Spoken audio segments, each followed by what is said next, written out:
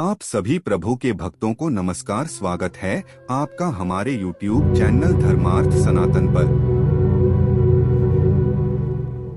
मित्रों, आपने देखा या सुना होगा कि जब भी किसी को अदालत में पेश किया जाता है तो उसके कुछ भी बोलने या कहने से पहले उसे भगवत गीता की शपथ दिलाई जाती है।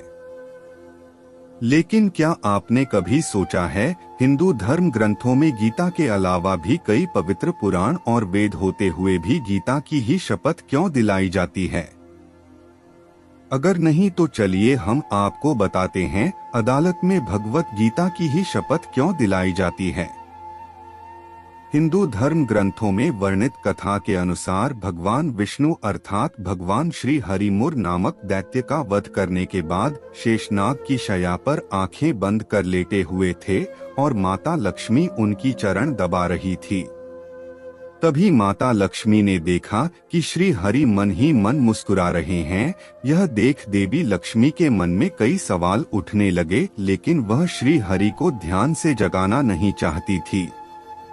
पर काफी देर तक श्रीहरि मुस्कुराते रहे तो देवी लक्ष्मी से रहा नहीं गया और उन्होंने अपने स्वामी से पूछ ही लिया, हे स्वामी, आप तो सारे जगत के पालनहार हैं, फिर भी सारे जगत की ओर मुख मोड़कर यहाँ क्षीरसागर में सोए हुए हैं, इसका क्या कारण है?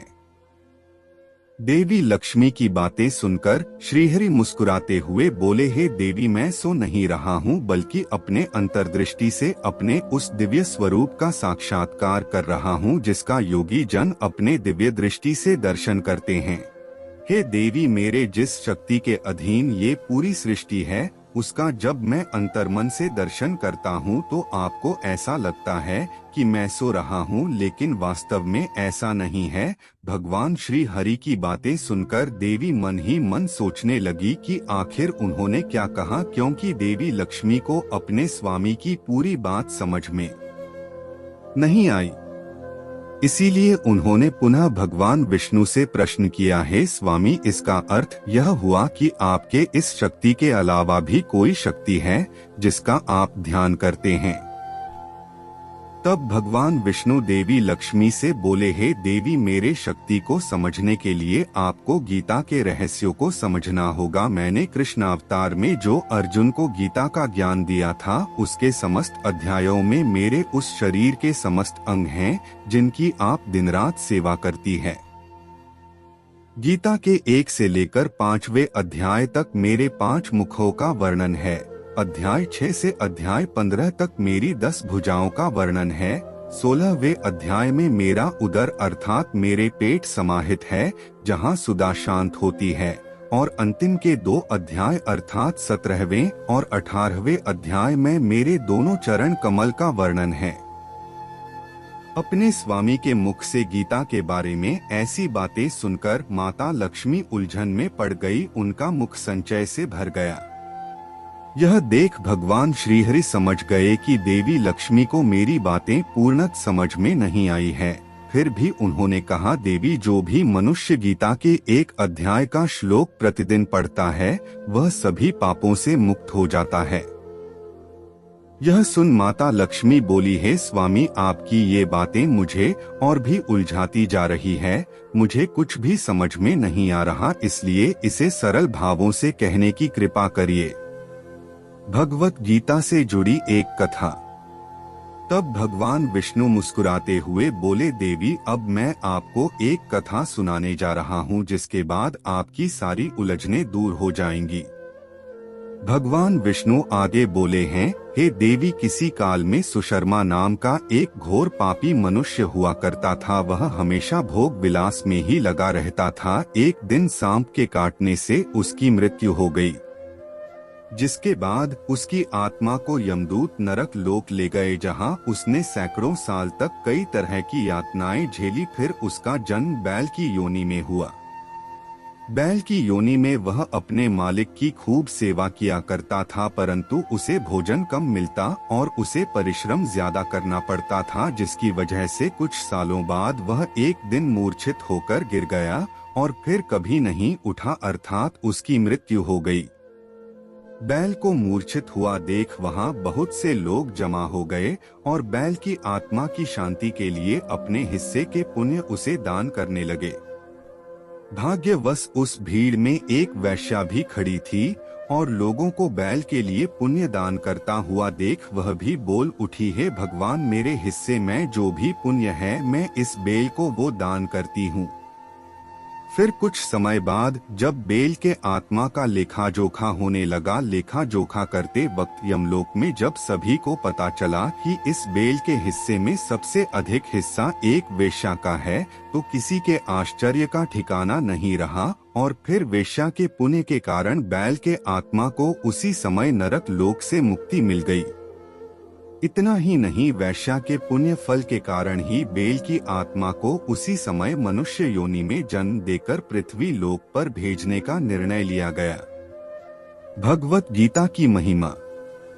फिर उसके पुण्य को देखते हुए विधाता ने उसे मृत्यु लोक में जाने से पहले उसकी इच्छा पूछी।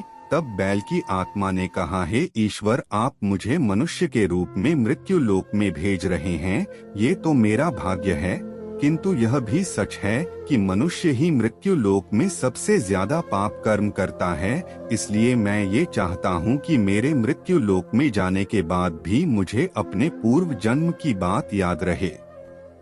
बैल रूपी आत्मा की बात परमात्मा ने मान ली और उससे मनुष्य रूप में पृथ्वी लोक पर भेज दिया। पृथ्वी लोक पर जन्म लेने के बाद उसने सबसे पहले उस वेश्या को खोजना शुरू किया जिसकी पुण्य की वजह से उसे मनुष्य योनि में जन्म मिला था। फिर एक दिन उसने उस वेश्या को खोज लिया। उसने वेश्या को सारी बातें बताई और सवाल किया, हे देवी, वैसे तो समाज की नजर में आपके कर्म नीच माने जाते हैं, परंतु आपने ऐसा कौन सा कर्म किया था जिससे मुझे पूर्व जन्म में किए गए पापों से मुक्ति मिला। तब वैश्या ने पिंजरे में बंद अपने तोते की ओर इशारा करते हुए कहा, यह तोता नित्य प्रातः काल में कुछ पढ़ता है जिसे सुनकर मेरा मन पवित्र हो जाता है और यही पुण्य मैंने तुम्हें दान कर दिया था। वैश्या की बातें सुनकर सुशर्मा हैरान हो गया। वह मन ही मन सोचने लगा कि जिस स्त्री ने मुझे अपना सबसे कीमती पुण्य दान दे दिया उसे पता ही नहीं कि वह पुण्य कितना प्रभावी है। फिर कुछ क्षण पश्चात उसने तोते को प्रणाम किया और पूछा कि हे तात, आप ऐसा क्या पढ़ते हैं जो इतना पुण्य फलदायी है। तब तोते ने कहा, हे युवक, मैं पूर्व जन्म में विद्वान होने के बावजूद भी अहंकारी हुआ करता था और सभी से ईर्ष्या भी करता था। इतना ही नहीं, बात बात पर मैं विद्वानों को अपमानित भी किया करता था। फिर जब मेरी मृत्यु हुई तो मुझे इन कर्मों के कारण मुझे तोते की योनि में जन्म मिला, लेकिन मेरे जन्म लेते ही मेरे माता पिता मर गए। लेकिन भय से उसी समय कुछ ऋषि मुनि वहां से गुजर रहे थे, मुझे साथ उठाकर अपने आश्रम ले आए और मुझे पिंजरे में बंद कर दिया। आश्रम में ऋषिगण अपने शिष्यों को रोज गीता का पाठ कराया करते थे, जिसे सुनकर मैंने गीता का प्रथम अध्याय याद कर लिया, परंतु अन्य अध्याय सीख पाता उससे पहले ही एक बहेलिये ने मुझे चुराकर इस देवी को बेच दिया और मैं प्रतिदिन गीता के प्रथम अध्याय का श्लोक इस देवी को सुनाता रहता हूँ। वही पुण्य इन्होंने आपको दान किया। गीता की ही शपथ क्यों दिलाई जाती है?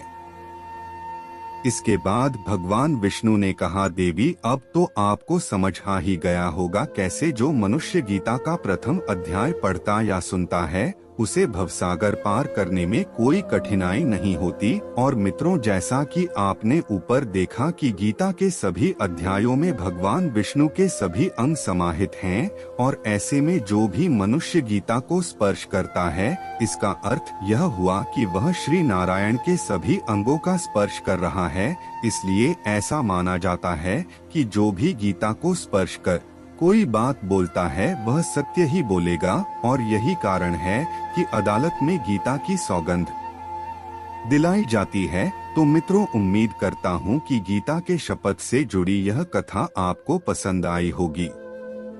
आपको हमारी बताई गई जानकारी कैसी लगी कमेंट्स में जरूर बताएं और आगे भी ऐसी रोचक और धार्मिक जानकारी के लिए चैनल को सब्सक्राइब करें। धन्यवाद। जय श्री राम।